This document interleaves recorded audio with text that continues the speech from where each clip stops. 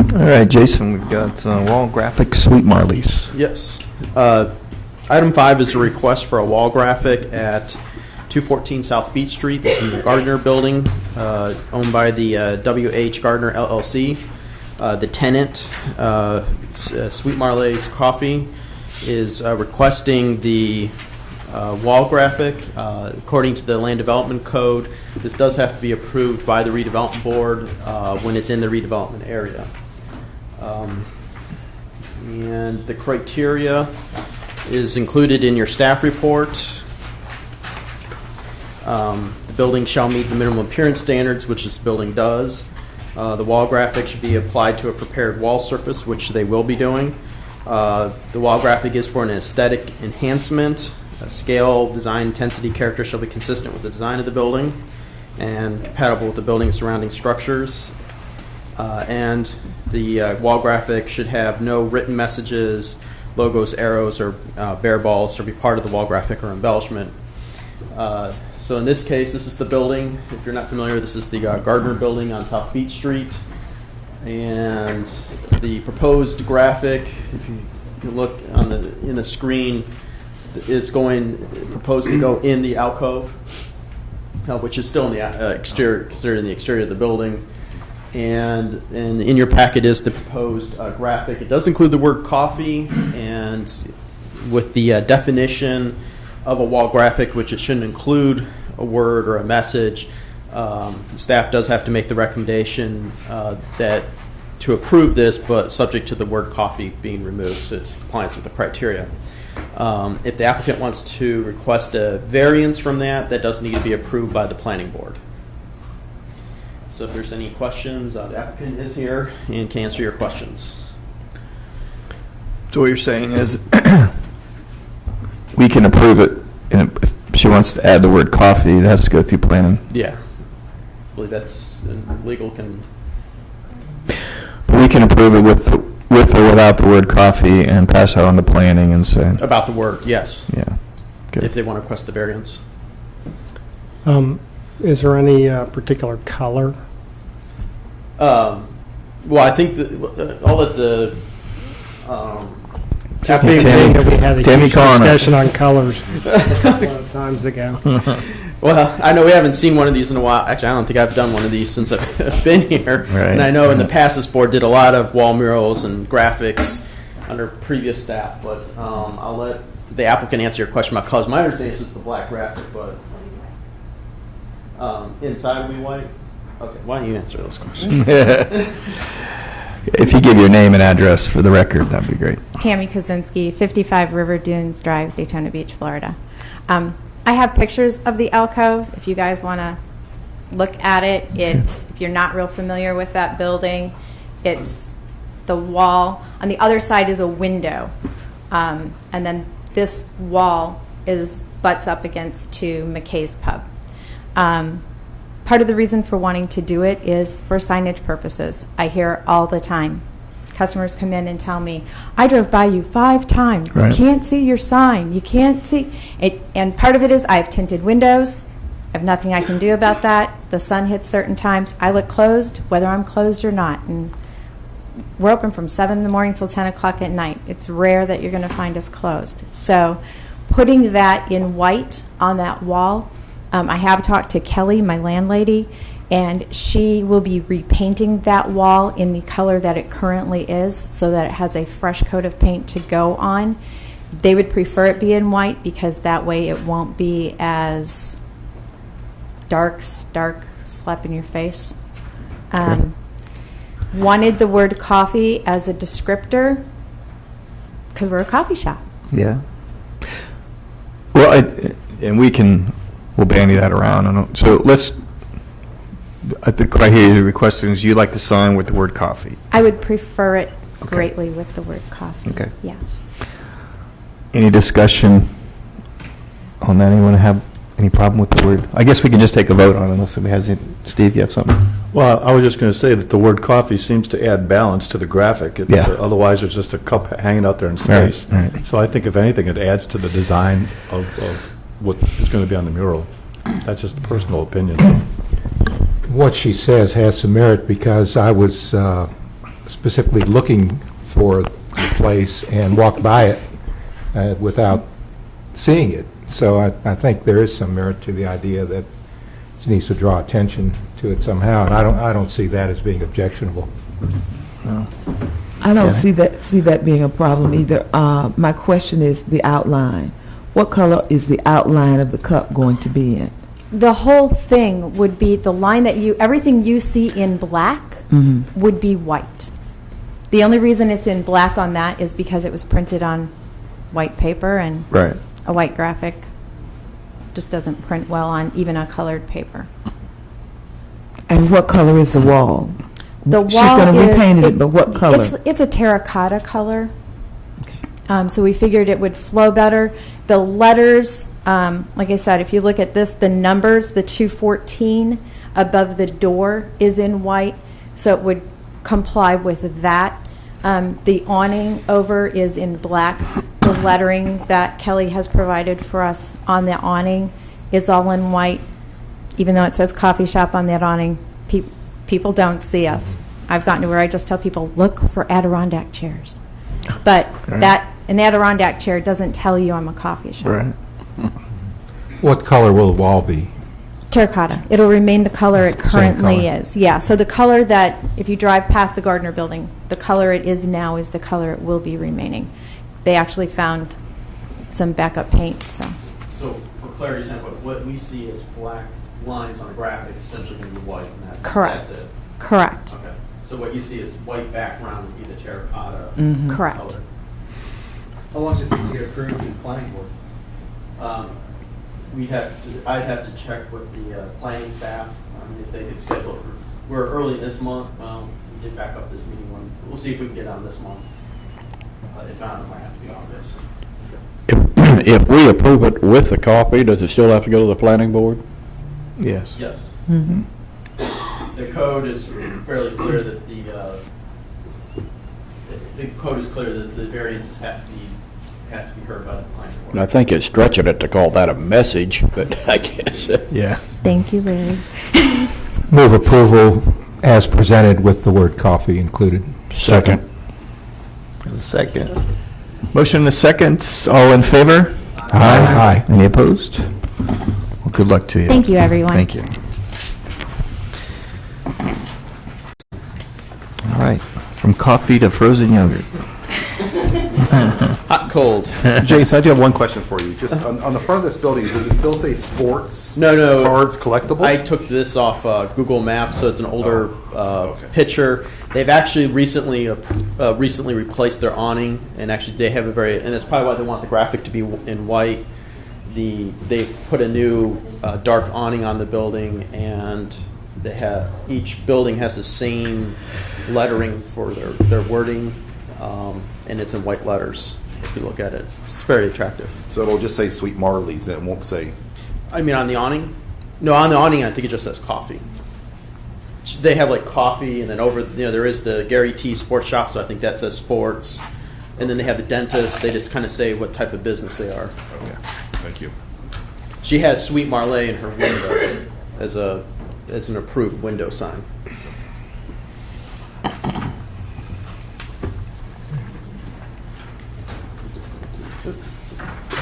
Okay, this is number 6 is Rocco's Frozen Yogurt. This is a request by Tom Myers on behalf of Surety Bank, which owns the building, for approval of a conditional use for a sidewalk cafe.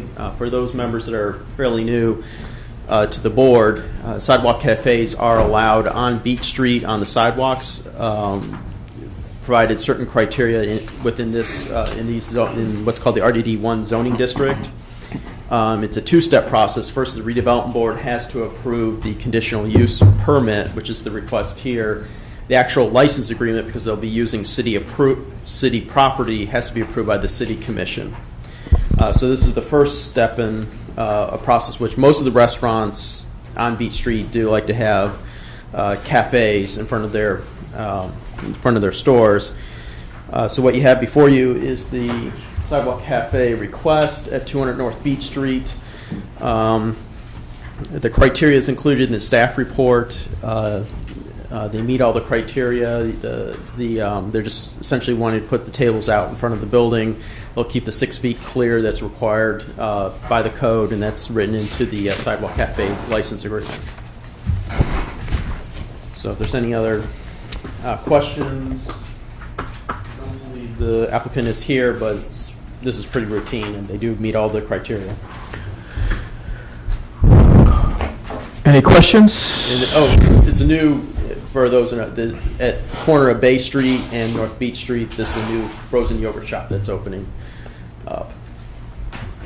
Next to How much space is there for the sidewalk cafe?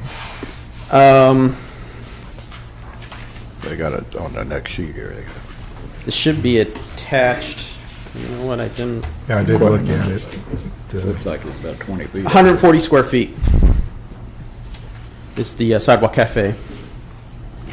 So they have the sidewalk is 14 feet wide, and they have 7 feet for the clearance, and then 7 feet for the tables. In terms of going from the building out to the curb. And then they're asking for a 70 by 20 foot. It would be the licensed area. So that'd be 140 square feet. Are they going to have a fence around this, or just a table? You're not the.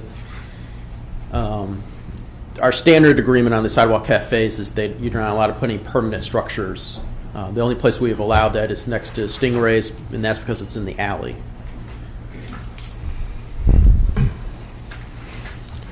Move approval.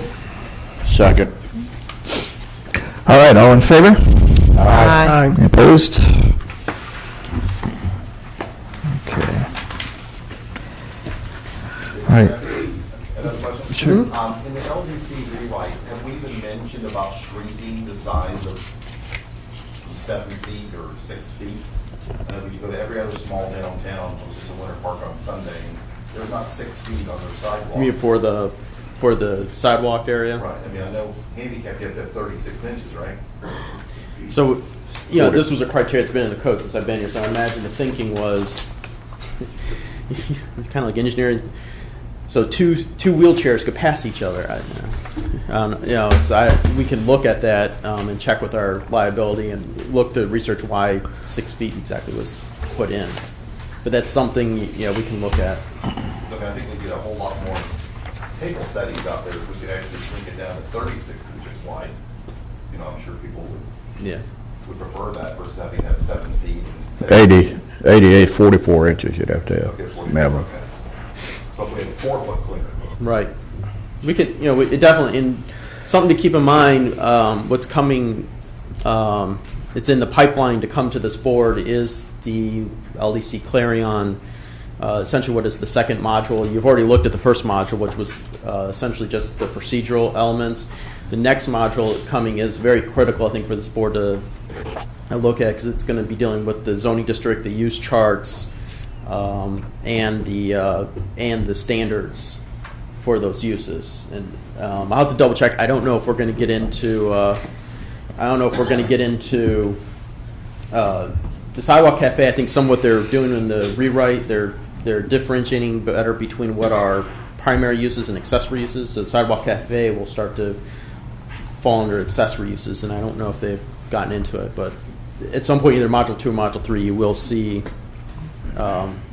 these provisions, and I think the redevelopment board is going to have to take a close look at what's being proposed and how it affects our redevelopment efforts for downtown, and anywhere it can make things more efficient and support redevelopment efforts. Okay. Discussion item? Yeah, the next one it's fairly brief. Is the ISB streetscape. I think I had already mentioned last meeting that that design project has been approved by the City Commission. They're already starting to work on it. They've completed the survey of ISB. As you recall, this project is from essentially from Ridgewood to A1A along West and East ISB. So not only is it in downtown, but also encompasses the Main Street area.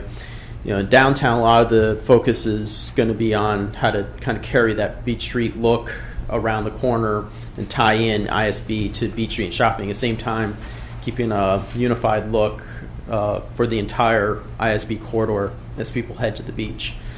The schedule, I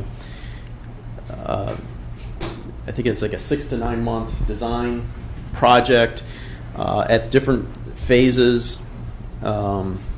At different points, there will be opportunity for public input. The most critical will probably be in terms of what they call the 30% design. It's where they're going to come back with certain concepts, and those concepts will be presented to the stakeholders, and we will be having those meetings and keeping the stakeholders that are directly adjacent and this board informed of what's going on with the design. That'll be that meeting is going to occur tentatively somewhere in the September timeframe. So be looking forward toward that meeting. So is there any other questions?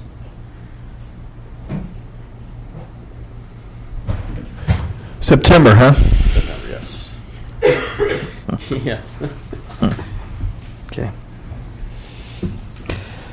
So we'll be putting out, when those meetings come up, the goal will be getting the stakeholder, and I've already been out talking to the business owners that are directly on Beach Street, or on ISB, about this project coming, that this is occurring. So there'll be an email list out to them notifying of the meeting, and I know we have a couple businesses over there that don't have emails, so we'll be probably personally communicating to them when those meetings will occur. Okay. And you have a plan? I mean, you have a drawing?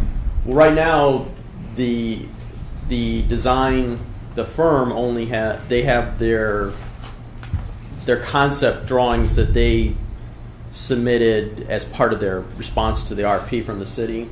But they're going to be, based on some direction that we've given them, they'll be going back and redrawing, coming up with some other concepts. Some of their initial concepts had some things that weren't exactly feasible in that area. So they've met with the city engineers and the utilities department to kind of get what's actually feasible and what they know of what's on the ground in that area. Is parking are they gonna lose any? Okay, that's gonna be your biggest concern, I would think. Okay. Anyone else? The only thing we're going to do, and we'll be out talking to them, is one of the things you will see in the design is at the crosswalks, like near Jessup's, when you cross ISB. And one of the complaints we have gotten in the past is that for some of our visitors to downtown, customers, that distance of crossing ISB is sometimes difficult. It's daunting. Yeah.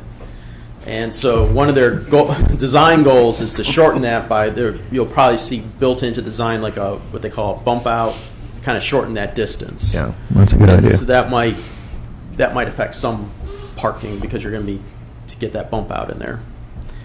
Okay. All right. Anyone else? Okay. Other projects.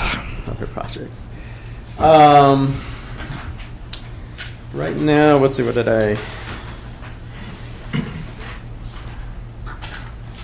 the Old Daytona traffic calming, that is nearing completion. If you've been down there, the Live Oak and at the corner of Live Oak and Palmetto, that traffic circle, they've put in the stamped concrete, and yesterday they did the antiquing to give it kind of a brick look. So just the landscaping needs to go in. So that project is nearing completion there. And now that they're completed there, they have to go back.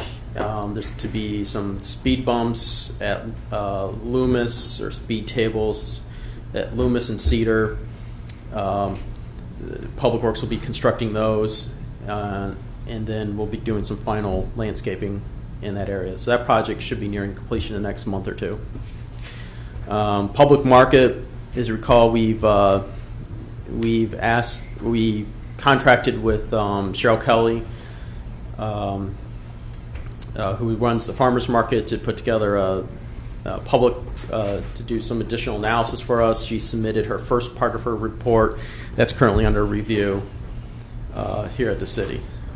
We'll be getting back with her. What's the process on that? selection. She's narrowed it down to 2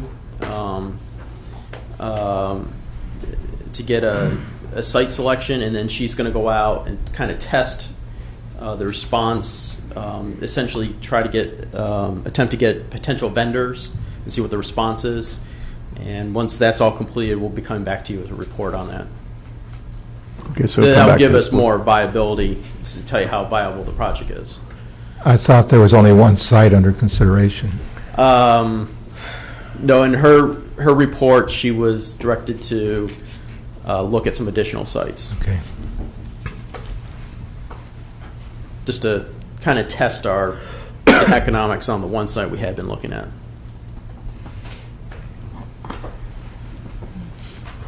Okay. Any questions on that? As far as the streetscape, any, or the, riverfront master plan? Riverfront Master Plan, we have, the city received some time ago a brownfield grant. It's a citywide grant award that the city received.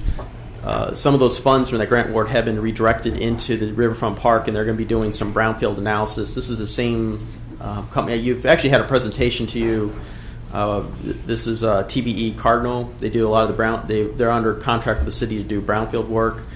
They've been doing a lot of work with the Embry-Riddle project, but they are also going to be doing some brownfield analysis in terms of Riverfront Park. Now, if you recall, this really has to do with what's the second phase of the project, which we would say would be kind of starting concurrently with the streetscape project, which was the kind of feasibility analysis of doing the larger riverfront piece in the park. If you recall, that was about digging up the contaminated or the muck soil that's in there, and potentially doing an underground stormwater retention facility, and then completely redoing the top of the park. And to really proceed to construction on that, it would take significant grant dollars. So we need the feasibility work done, so then we can go apply for those grant dollars. So this kind of keeps that ball moving on that portion of the project.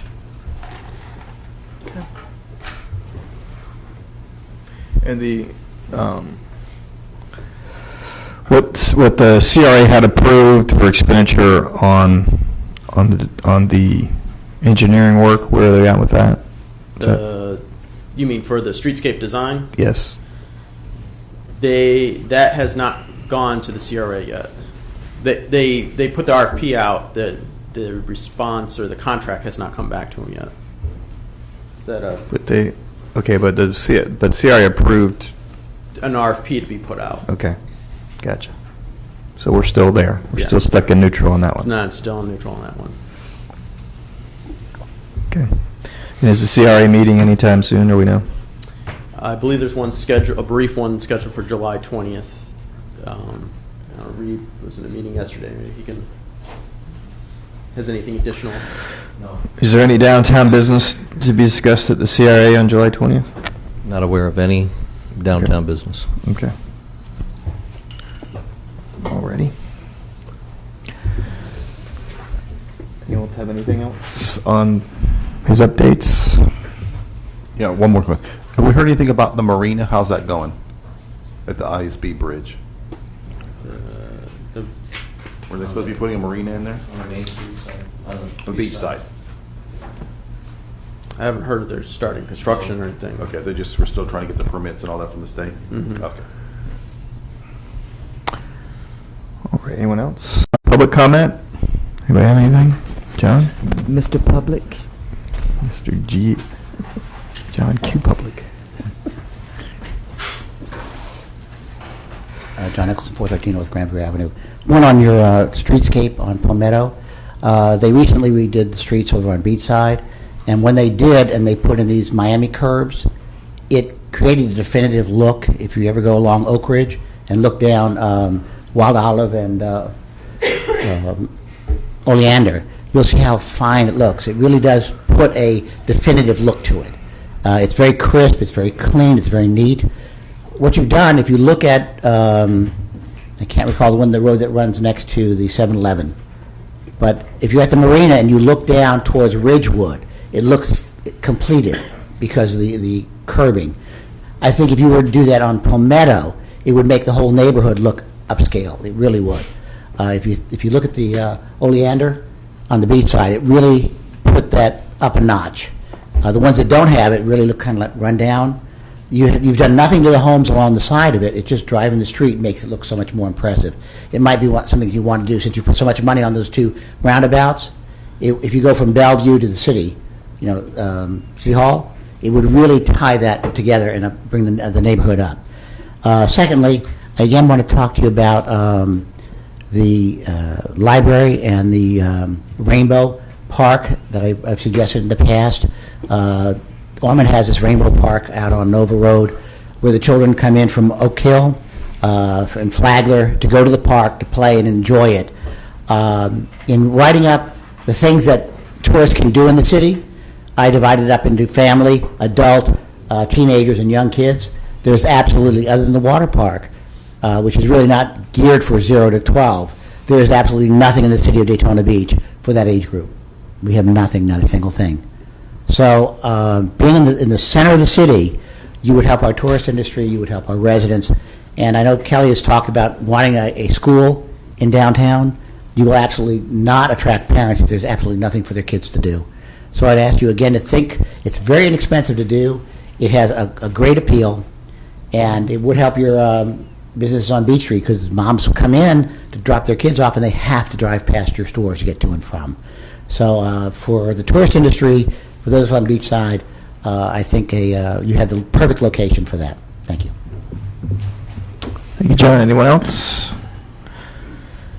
Board comments? Steve? Well, I see, Jason, you've added this budget information in the packet. Is there anything you wanted to say about that, or is it just self-explanatory? I think it's the same information. It's the overall budget you saw previously. I just had there for reference. Okay, just a quick question. When it says prior year capital projects, $3,335,000, to bring our total expenses to $4,500,000, is that what you're anticipating spending this year, or is that just money that's available? That's money that's available in this current year between Okay. what's fund balance and what's budgeted expenses. That's all the budgeted expenses.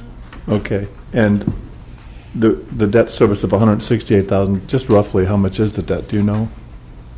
Outstanding? Yeah, do you have any idea? It's bundled up into a larger debt issuance of the city.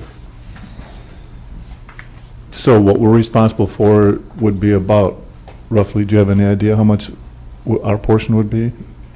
No, but we can get that first. Okay. Well, I'm just curious how much debt we have. Our income is, what, about $1 million? We can get you a number. That's sure. Yeah, only because if our service is $168,000, I'm just wondering ballpark what is outstanding debt. Okay, thank you, Jason. Anyone else? I guess it's a question for Reed or Jason. I think it was last month, we had the decision about the bail bondsman sign. And I think one of the comments made during that meeting was that I guess signage is being addressed in the LDC rewrite.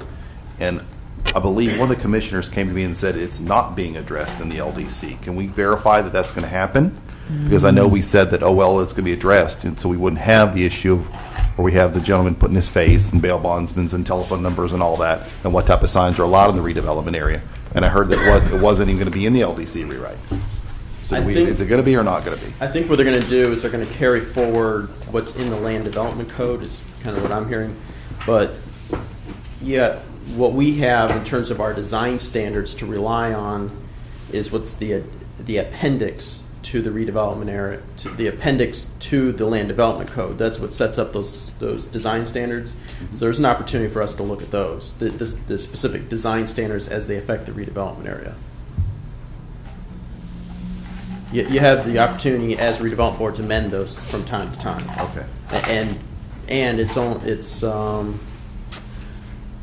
I believe it's just approved by a resolution at the city commission. It's not you're not making a change to the land development code. You're just amending what's the design standards, the appendix. So there's an opportunity to look at that. As a matter of fact, as staff, I'm working with Tom Whitmire, who's our new planning. Wittenauer, who's who is our planning manager, recently hired. He's mostly responsible for the historic preservation, and we're going to be looking at the redevelopment. And they just did at planning board. They looked at the corridor design standards outside the redevelopment areas. We're going to be looking at if there's any improvements we need to do in terms of design standards inside redevelopment areas. And as one of the things that did come out of the Bob Gibbs report was that if you're going to attract retailers, they're looking, and certain quality retailers, they're going to be looking for a certain high standard of design in your retail areas. That's some of the things we need to look at those design standards, make them more clear. It's the appendix, I think, was the last change or amended in 2002. It's been 10 years. It's time to kind of relook at it.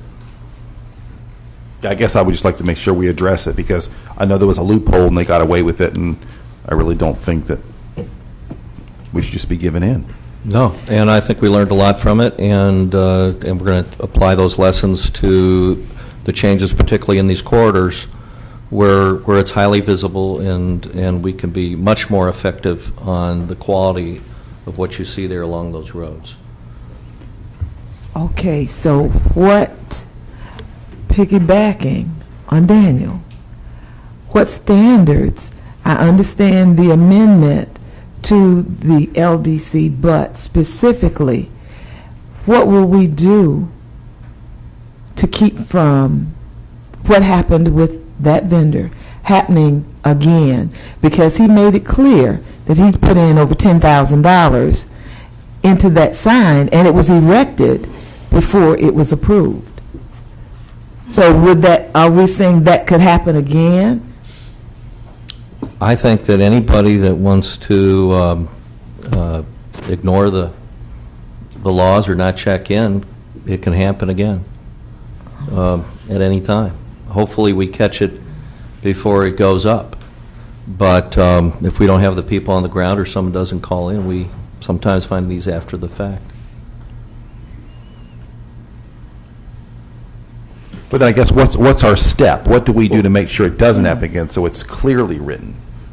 Well, are we going to bring there's this two forward things. to us? One, and I'm sorry, maybe I misunderstood, but I think your question was, how do we keep someone from putting something up, erecting a sign that doesn't follow whatever code we have? Is that right? That's part. Okay.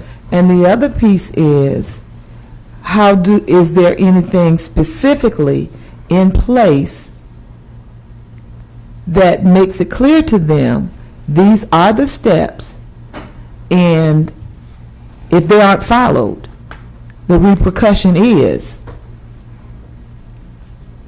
Well, part of the LDC rewrite when it comes to the administrative part is going to be much clearer in terms of code and enforcement. Part of what Clarion has done is made the processes clearer, and I think you have Module 1. If you want to take a look at that again, they're employing efforts to kind of clearly, graphically show out what is the approval process for different different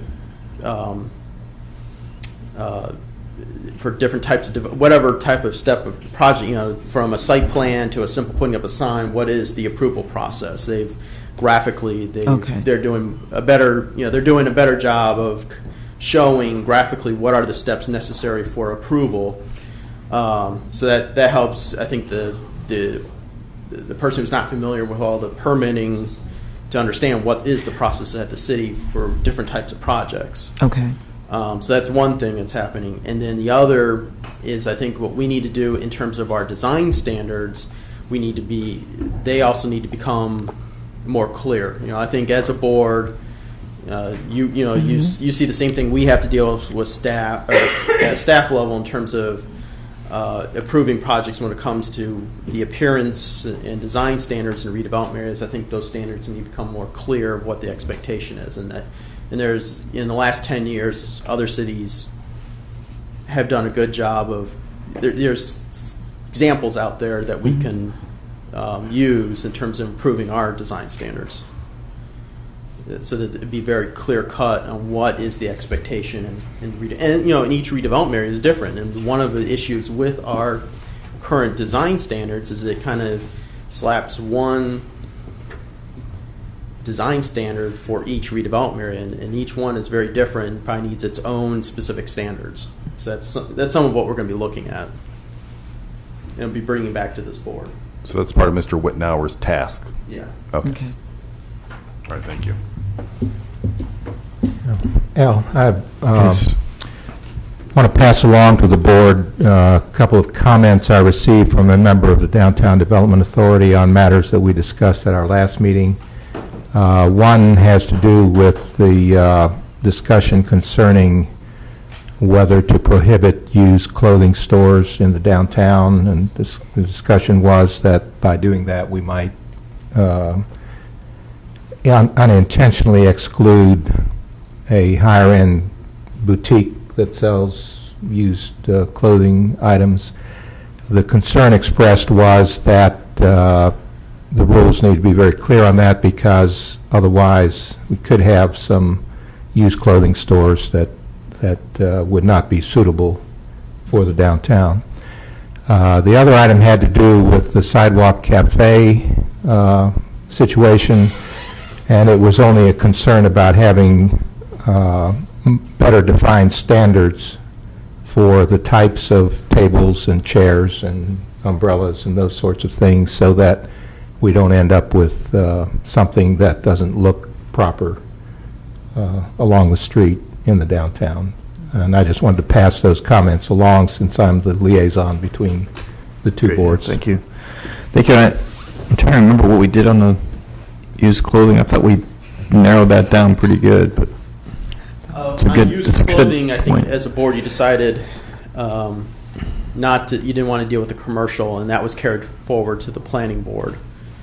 Didn't want, you wanted to stick strictly with just the social service issue.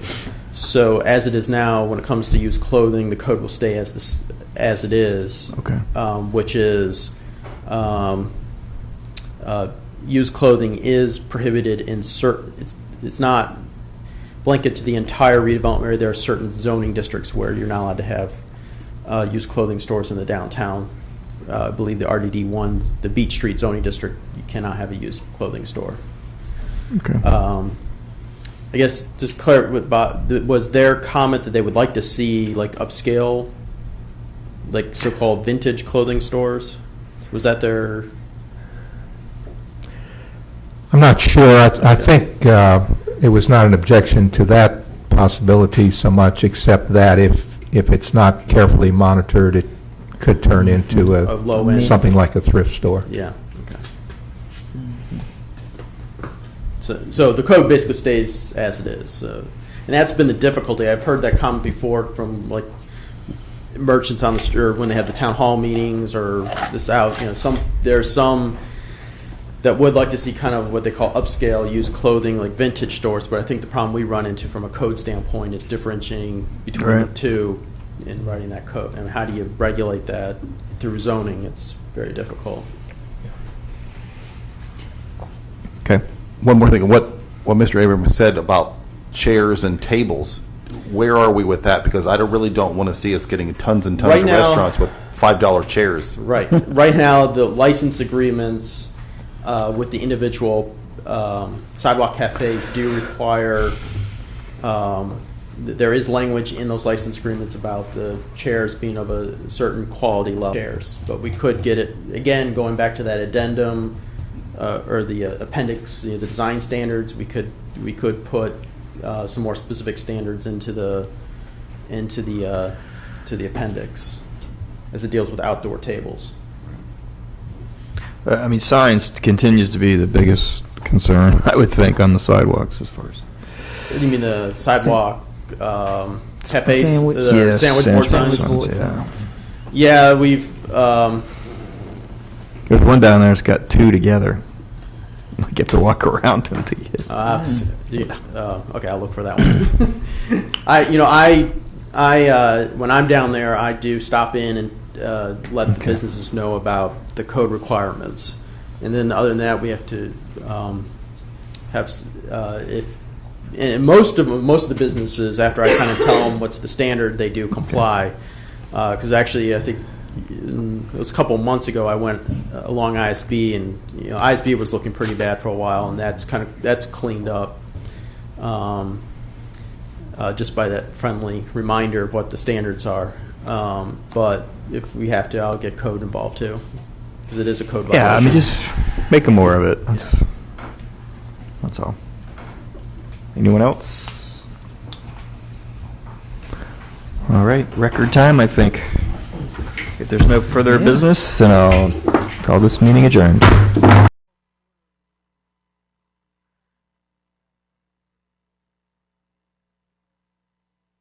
Al Smith. Here? Bob Abraham. Here. Harold Goodenough. Here. Dan Harshaw. Here. Steve Koenig. Here. Larry Robinson. Here. Bob Johnson. Kathy Washington. Here. Scott Weidman. Here.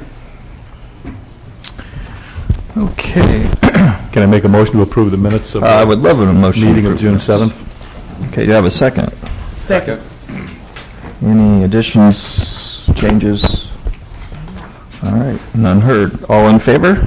Aye. Opposed?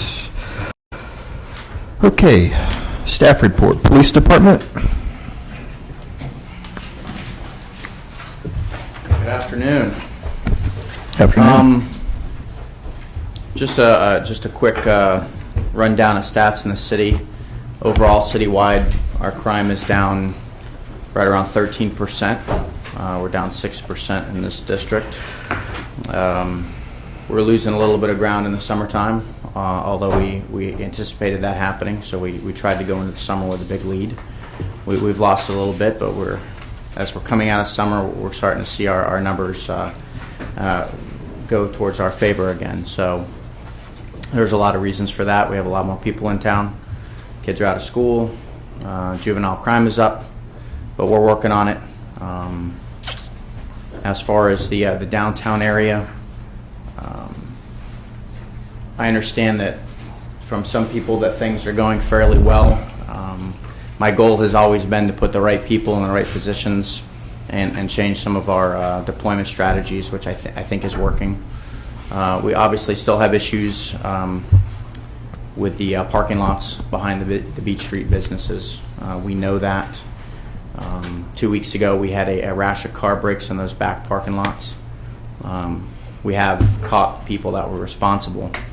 If you think about it, though, when you look at our last CompStat period, we had 29 car breaks in the district. Well, 25 of those vehicles were unlocked. All of the vehicles that were broken into in the Beach Street area were all unlocked. So we're trying to step up our efforts with our courtesy card campaign. We get as aggressive as we can. It's sometimes tough with calls for service in between, but we try to pass out as many as we possible to let people know you have to you got to lock your cars, you got to lock your houses. The same thing that goes for the beach side over on Atlantic Avenue. Our biggest problem is our Atlantic Avenue hotels. People love to leave those sliding glass doors open so they can get that nice ocean air. Unfortunately, the bad guys know that too. And they come in and they will take anything that's not nailed down. So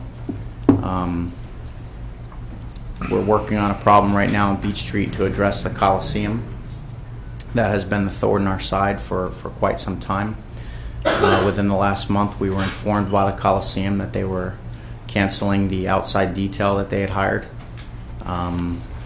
I don't know why. I will assume that it's because of it. But the Coliseum has definitely been a problem for us this summer. I ask you a question. Are they serving food there?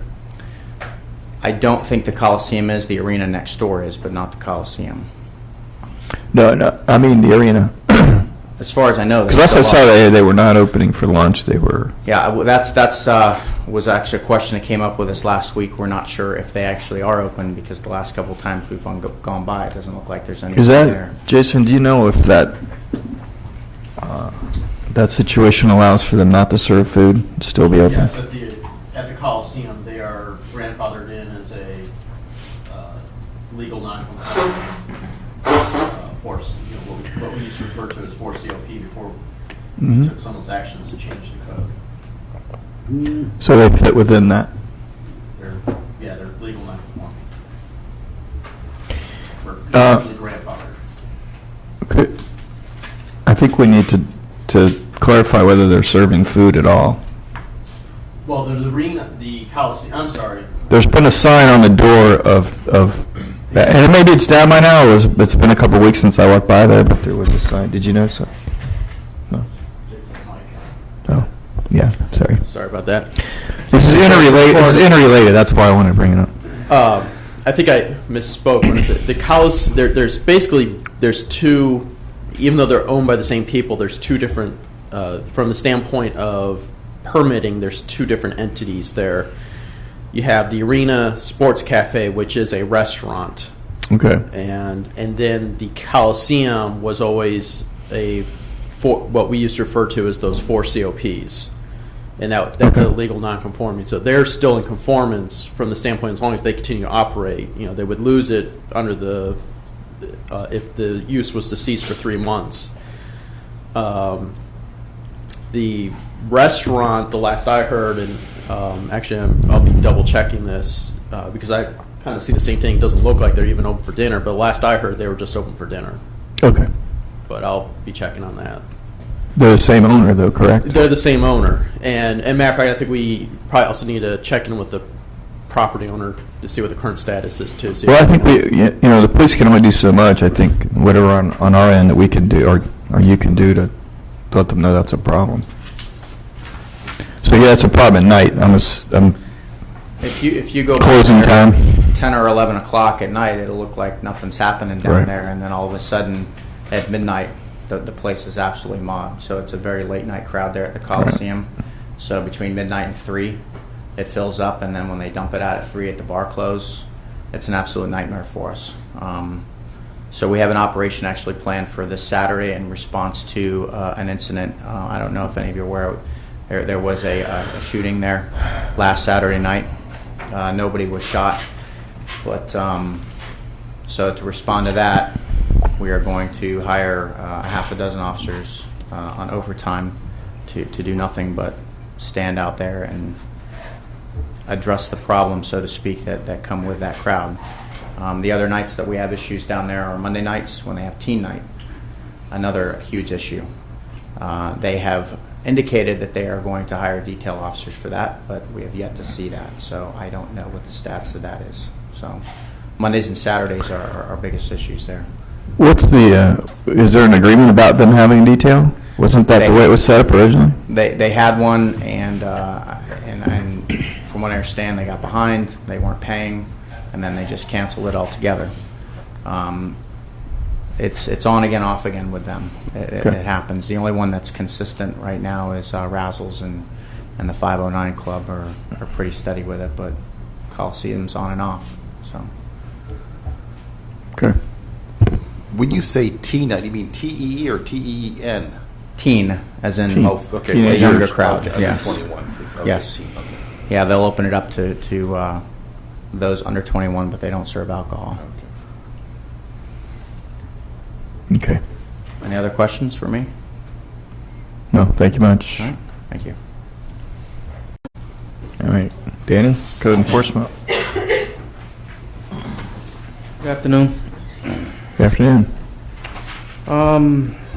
We got a few things this month. We took care of downtown 150 West ISB, the old bus depot. We cited that.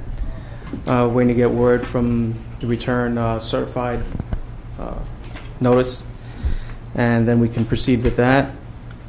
We also did the Baloo Road, the unsafe structure down north of Mason, that fire damage. We cited that.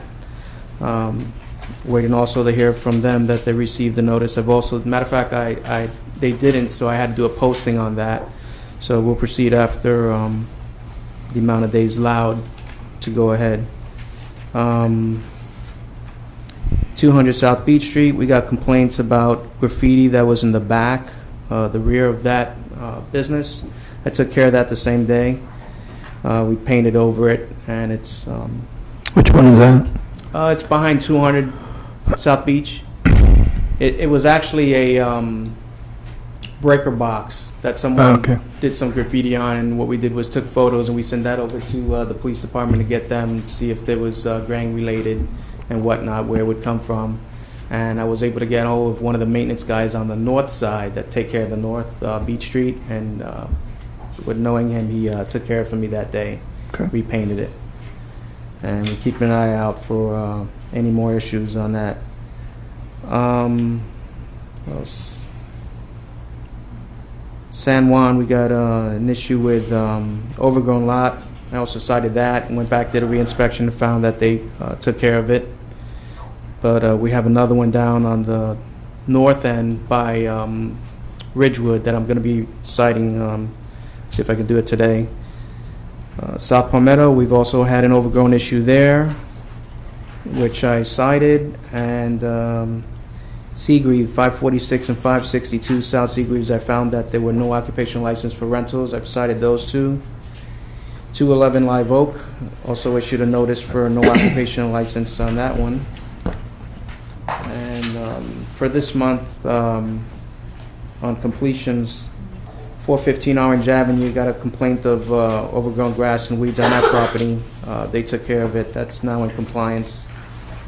But I will be citing across the street by the railroad track for the same issues. It's getting out of hand there. And 801 South Ridgewood, we've had parking issues. A lot of cars parked in front of the lawn, right in front of the building. I sent out a notice, got to speak to the landlord, and it is now all the cars have been removed. Said if he has an issue with them again, they may be evicted. What else? South Beach Street on the south end, way down by almost South Street. There was a complaint about overgrown. There was a vacant lot there, which was pretty high, and that's now in compliance. It's been closed out. Also, Blue Road, we've had issues with overgrown grass and weeds, I guess because all the rain. That's now been completed. It's been addressed. That had two parcels, and I got a hold of the owner, and they cut it both. There is one around the corner from Lexington that has the view of the marina. That one was overgrown, was really bad, and they are now in compliance. They've just cut it. And that's about it. Okay. I talked to Jason yesterday. The empty car lots in the what blocks are those? The 400 block. We need to. I mean, the sign and the overgrowth. I mean, it's just getting worse. Okay. And if we could encourage them to at least, cut the grass that's growing up in the parking lot and clean it up. I'll let you know how they did at Bike Week? I mean, it really looked as good as it could look. Right. It's just it looks very bad right now. Yeah, I noticed that from the San Juan. I'll issue a notice today for all those lots down there on the overgrowth. Those are one of the things on my list. Anything else? No, I appreciate it. Jason has a couple. He said he'll email me, and then I'll take care of those as I get them. That'd be good. Dan, is there any way, we keep talking about grass, but like the car lots have like old concrete blocks, and it's like, just rubble. Yeah. I mean, how do you get rid of the rubble? Can you ask them to clean the lots and clear them? I can cite that issue also. I mean, it's just a matter of them just doing it. If they don't, then we can just get another fine, a running fine. It'll be another lien until they take care of it. Okay. I don't think it's a situation they're going to do it on their own because it's the right thing to do. I think they're going to spend as little money as they possibly can until something happens. Well, the main thing is to see, I need to find out if there was cases on them prior, and if there were, then there's not too much we can do. I mean, then the lien is already, the fine is already in, it's intact. Okay, but I'll check on those. Yeah, thank you. Anyone else? And the grass, we definitely could do something about. If they don't cut it, then we can contract the company to go out and cut it, and then add that towards the lien. Yeah, I mean, there was a company I know it's done it every time we have an event out there, they Right. go out and do it. So I know there's people, I don't think it's that exorbitant of a cost, which Right. would make things look a little better. Right. Okay. Good, thanks. Okay. All right. Thank you much. Thanks, Danny.